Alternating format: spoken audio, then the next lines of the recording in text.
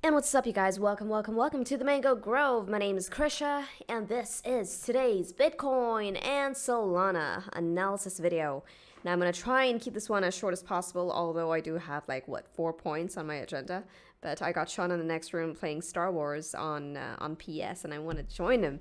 So I will be trying to keep this as short as possible. These are exciting times. Markets have picked up. Volatility has picked up. J. Powell has also picked up. He came out dovish yesterday, which then caused the markets to rally. Now, for those of you who are still wondering as to why markets have been rallying, I definitely suggest checking out Sean's video from yesterday, especially the FOMC part, because he really breaks it down well in terms of, where is the liquidity at and what is the liquidity doing and how to really position against all of the other fundamental aspects of the economy. And what's cool about Sean is that he breaks it down in layman terms. Okay, so if you guys want to know more on, the money flow in all of these markets, I definitely suggest catching Sean's videos, especially when he covers FOMC. Okay, and of course, timestamps, guys, in the description below. Now, with this, we can jump right into today's analysis. So here's what we're going to be talking about. For those of you who missed out at the very least, and in terms of really catching your allocation, your primary core allocation, at this juncture right here, a lot of people are wondering, well, how do I get in? How do I get in safely?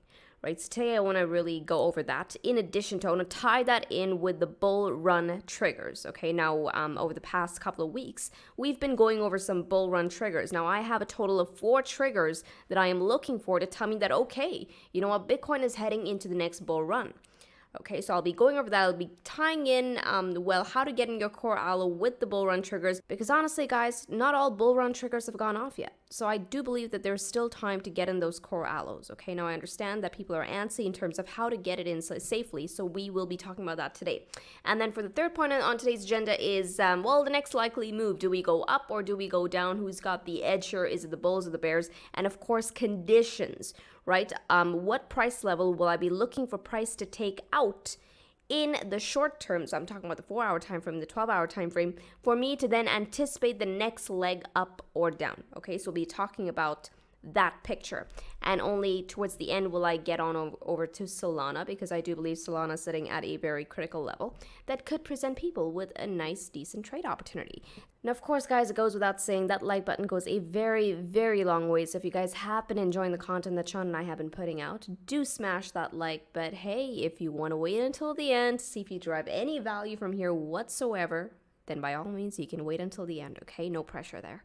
Cool beans. Now with that, we can begin. Now I speak to those of you who are looking to get in your core allocations. What do I mean by that? I mean long-term investments. For those of you looking to ride the entire bull market phase, that entire markup phase, for instance, like from 3K all the way up to 60K, that would be one bull market phase.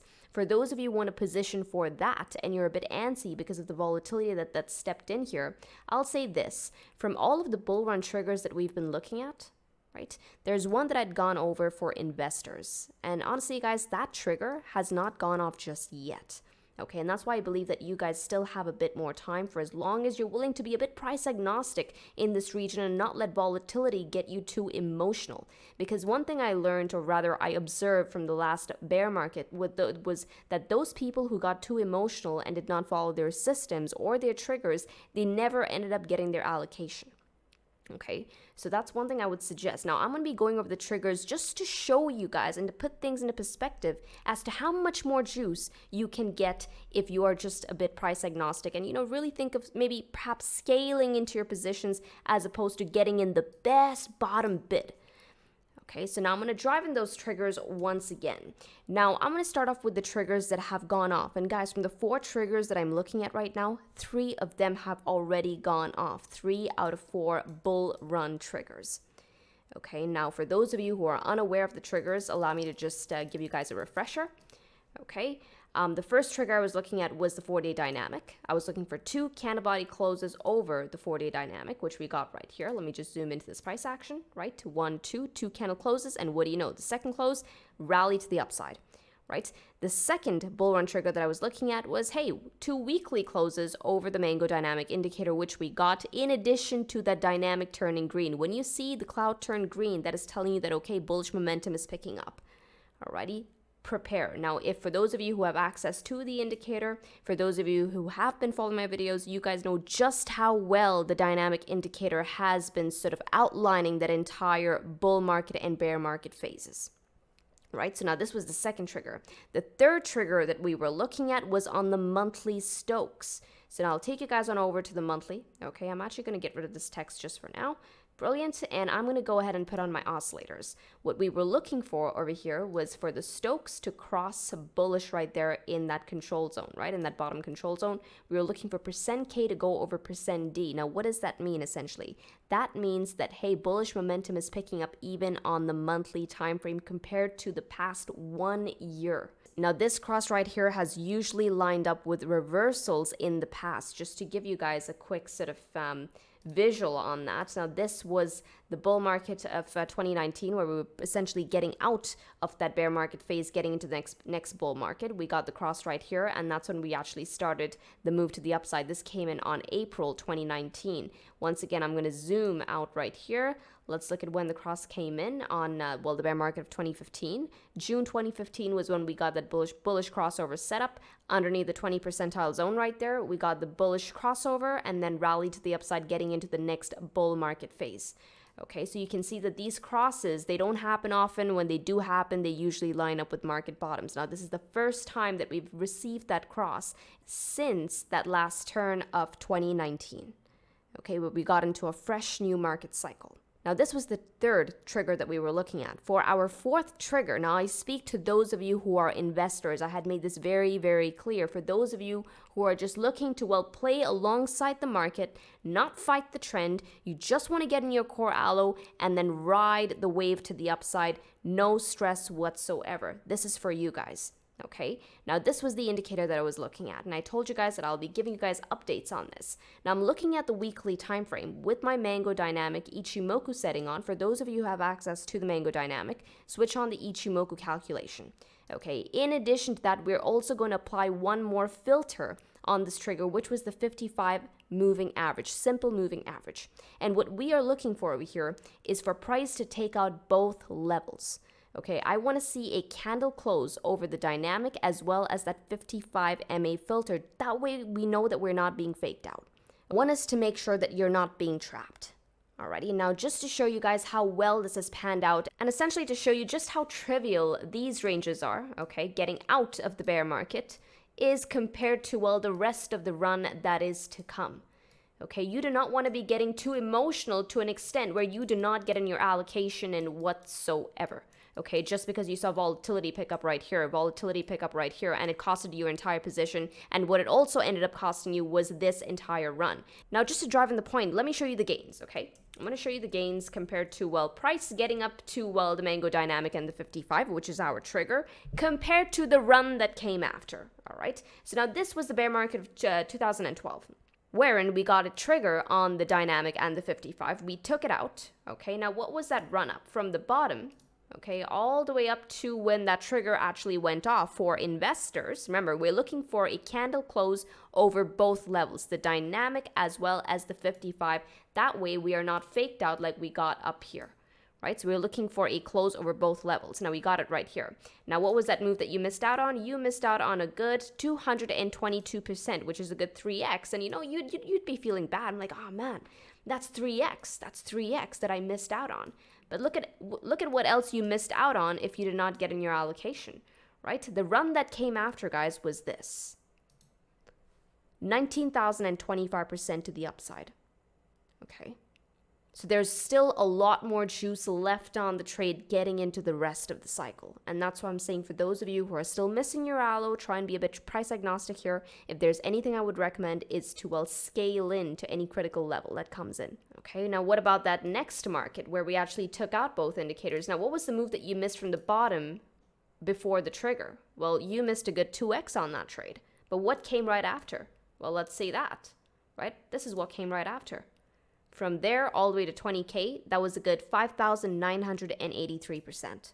Now what about this phase of the market? From 3K all the way up to that trigger, you missed out on a good 81%, okay? But what came after was another Let's see that, 144% leading into the COVID dump. Now, COVID, guys, was a very, very scary time. Everyone was super bearish and everyone had good reason to be super, super bearish. In fact, even I got out of my positions on during the COVID dump. Right? I'm like, no, contingencies first. I got to see what happens. Where is the market heading? There was a lot of uncertainty. But as soon as this trigger went off, I knew that, okay, the trigger's gone off. I need to check my emotions. I need to check my biases and get my allocation back. And I did. I got a lot of flack on YouTube for it. People will call me crazy, but I got my allocation back. And look at what happened right after. Right? We went from 7K all the way up to $60,000, which was a good 667% to the upside. What did I miss out on here when I let go of my allo? Well, I missed out on a good 116%. That was a good 2x that I just left. Okay, but hey, you know what? I caught a 667% right after. Now, once again, we're at a very, very similar threshold because from the bottom all the way up to the next trigger, that would be a good 75% to the upside, okay? But you get to capitalize on everything else that is yet to come. And that's why I do believe there's still a bit more time considering, guess what? That trigger has not gone off just yet, okay? We have yet to clear any of the two levels. We have yet to get a clean candle close over the dynamic, and we have yet to get a clean candle close over the 55 moving average. Now, for those of you who do not have access to the indicator, take these numbers down. The Mango dynamic resistance comes in at around $23,893, okay? And the 55 moving average, which you too can pull up on your charts, comes up at $26,625. We are essentially looking for Bitcoin to clear out this entire range, for that investor trigger to go off. Because in an attempt to, well, get the lows, okay, you're going to miss out on everything else that is yet to come. My advice when I'm stuck in these sort of positions, I usually start scaling in, especially if I'm looking at my long-term allocations. Now, for those of you who do not know what I mean by scaling in, let's just say you have 100% of your portfolio. Now, whatever that number is, okay? Scaling in would be really breaking up 100% into parts and then basically catching your bids on various levels, okay? So for me, I usually pick 4, okay, a nice even number. And I would basically break it up in 25% lots. So say if price falls further, I would get 25% in. If it falls further from there, I'd get another 20. If it, say, rallies from there and takes out the 55, I'd get another 25, and then so on and so forth. But I would break it up into parts and average out my buy-in price. Alrighty, I did something very, very similar during the COVID run-up right there, when I first got much of my position, actually, during the 7K region right here. I got a lot of flack for that. But I got in my position at the 7K because not only did we take out the dynamic, at that point, I was also looking at the 200 simple moving averages across the 3 and the 4-day timeframes. And I quite like the signatures on that. So I got in much of my position right there. And then whatever was left of the allocation, I got in as soon as we cleared the 55 moving average to the upside. So yeah, I actually scaled in higher, and that was completely fine because you know what? What relieved a lot of pressure for me was, well, scaling in at that 7K region as well. So now suddenly I was able to average out my price. Alrighty, and then I caught the run to the upside, but hey, you know what? Something that really helped me was really keeping my emotions at bay. Try and be price agnostic during these levels, especially when you know that, hey, we're still at good prices. There's still a lot more juice left to go. Now, the antsy part is people wondering, well, is this the reversal? And that's why I have the bull run triggers, guys, okay? That's why I'm going over 4 triggers with you guys, out of which 3 have already gone off. So for me, this is already a very, very powerful stance for the next bull run narrative. Okay, so now we're just waiting on the 4th one. The 4th one, remember, is us taking out the dynamic and the 55 moving average, with the 55 MA coming in at around 26.6K. Okay, so now that would be my one sort of parting advice to you guys still looking to get in your core allos. Do not miss the forest for the trees. Now with this, we can get into the next part of, well, the analysis is whether we see a pullback here, right? Is there any better bid opportunity, or do the bulls have absolute complete control, and do we actually rally to the upside with us triggering this last bull run trigger, which is us taking out the 55 and the dynamic? Right. Well, for that, let's actually get on over to the dashboard, because as far as pullback opportunities are concerned, I usually look towards the dashboard volatility. Now, we know that, okay, Bitcoin has sort of established a trend on that 4-hour time frame. And now I usually look towards volatility. Now, volatility is flashing 90, some one of those high red numbers. I know that, okay, you know what, this move is frothy. I can, at the very least, expect a consolidation or perhaps even a pullback. So now what I'm seeing here is that, okay, Bitcoin USDT on the 4-hour time frame, while we are bullish, came in 14 hours ago. However, notice a return sitting at minus 0.06%, okay, with volatility flashing those high red numbers at 83. Tell me that there's no continuation on this trend on the 4-hour time frame just yet. Price has stutter stopped on this region. So perhaps this might be a good chance to be looking for that next pullback. How about the 12-hour time frame? Are we seeing, is there anything alluding to maybe, I don't know, a deeper pullback? Well, for that, let's get on over to the 12-hour, because what we want to see is weakness on the 12-hour trend as well. But are we seeing weakness here? And no, we're not, because look at the trend. Long equals bullish came in 28 days ago. You're up 40% on the trade if you took the trigger when it came to you. And notice volatility flashing 51, telling you that, hey, this is moderate, okay? If the bulls want to take this up, they could still have a lot more juice left in them.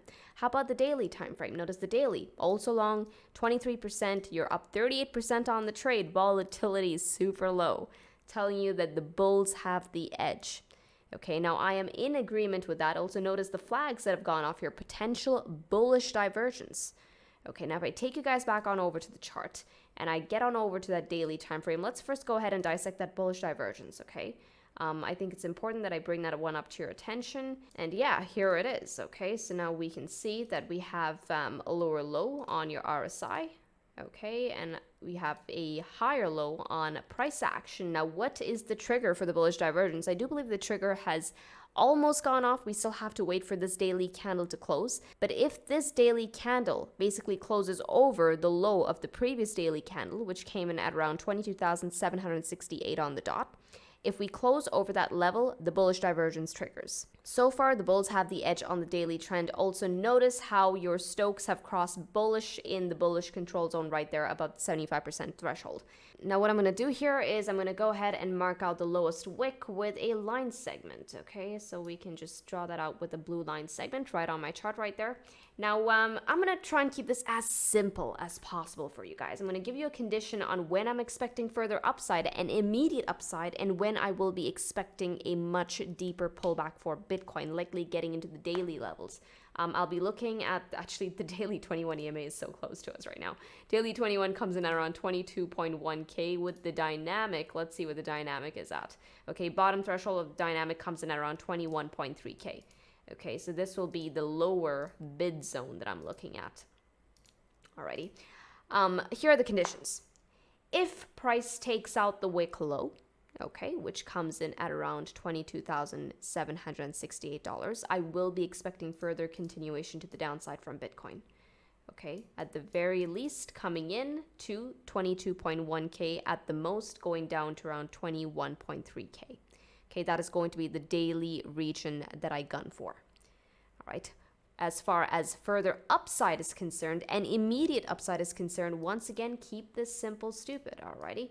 I've been giving you guys targets to the upside, the critical target being this region right here at around $25,000. Now, for those of you who've been watching my videos for some time, you guys know just how much I dig that midpoint, right? That midpoint really helps me understand, should I be expecting immediate continuation? Or, hey, do I have a chance for a pullback opportunity on the chart? Now, you can see that the midpoint, guys, comes in right here at around, what is this, 23,940, 23,963, okay, $23,963. And if I just show you, okay, now so far we do not have a single daily close over that region. What about the 12-hour time frame? Anything on the 12-hour? No.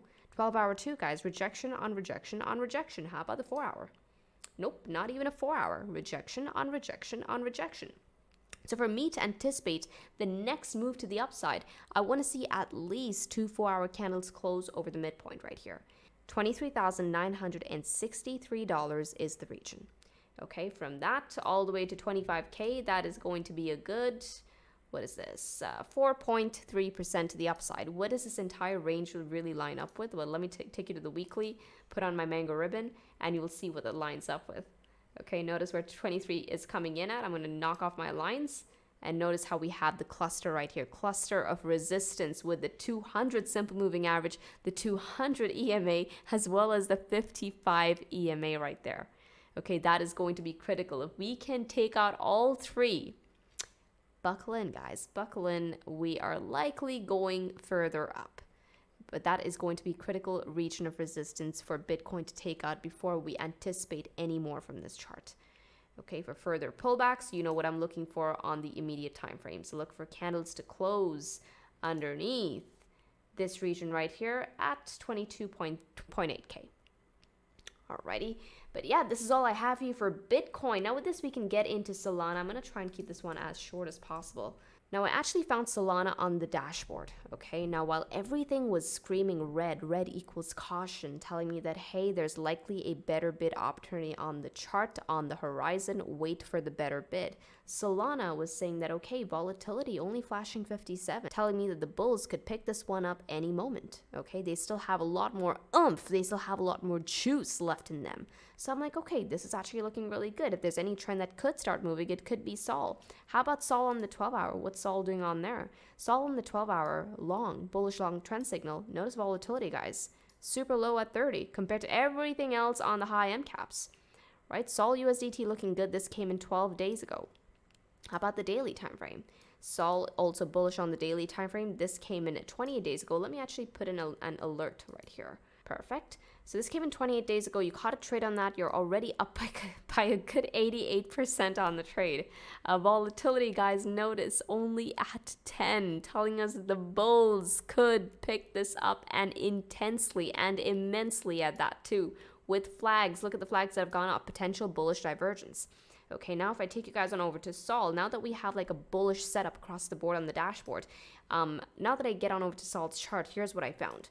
So I first saw that, I'm like, that's looking interesting. What is Sol doing on the weekly time frame? How do we close the weekly? Now you can see that I have some critical regions drawn out for us, with the most critical region coming in at around $24.54, which is that orange line marking out the bottom of the red box territory, right? With the upper line coming in at around $30.46.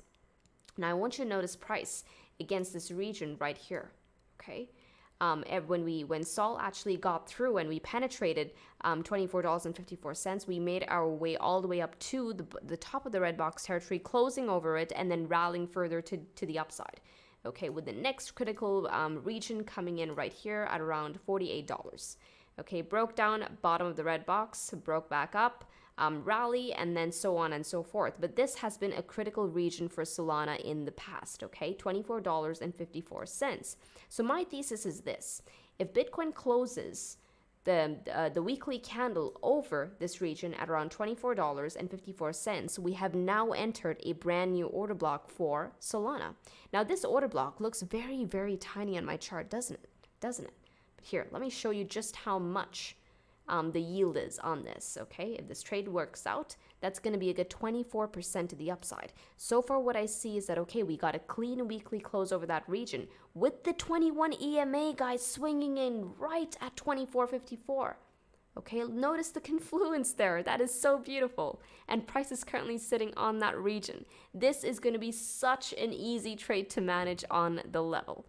Okay, so the trade opportunity that I'm looking at on Solana, dashboard lines up, longs across the board, price on support. The trade opportunity is from 24.54 all the way up to 30.46. You'll notice that Sol USDT has yet to get 2 confirmed closes over that region. Okay, so far we had one here with a loss on the next daily close. We had one takeout right here with another loss on the next daily close. So I'll be looking for this daily candle to close over 24.54, which we have not received just yet. We have not gotten 2 confirmed closes over 24.54. But in addition to that, guys, if I take you guys on over to the 3-day time frame, you'll notice that not a single 3-day candle has closed over that region. Okay, so I'll be looking for a close, but the bid opportunity, honestly, guys, comes in at 24.54. Okay, that's where I'll catch the bid. Now, if we break that region to the downside, you know that you are invalidated on your trade very, very fast. You are wrong on your trade, and that's when you know that, okay, it's time to get out. And usually when you catch bids on critical levels, there's a good chance that you get a retest of that level before price actually continues to the downside. Okay, so it becomes a very easy trade to manage. A good trade setup, guys, is one that is easy to manage. You know when you are wrong very, very, very fast with minimal losses. Okay, so I do believe that this is going to be a critical level for Solana to close over. Tomorrow we close over this region. Okay, we get that daily confirmed close in addition to the 3-day close. That is going to be the trigger. Alrighty, with the target to the upside coming in at $30.46. Keep it simple, stupid. Now, yeah, that pretty much wraps up today's Solana analysis. I hope you guys enjoyed this video on Bitcoin and Sol. If you guys want to know more on the FOMC meeting that took place yesterday, I suggest catching Sean's video, which I will be linking right here on the end screen. Now, if you guys enjoyed this content, make sure to smash that like button, and I will see you in the next analysis. With this, trade safely, trade stress-free, trade the mango way, trade the easy way. Ciao, you guys.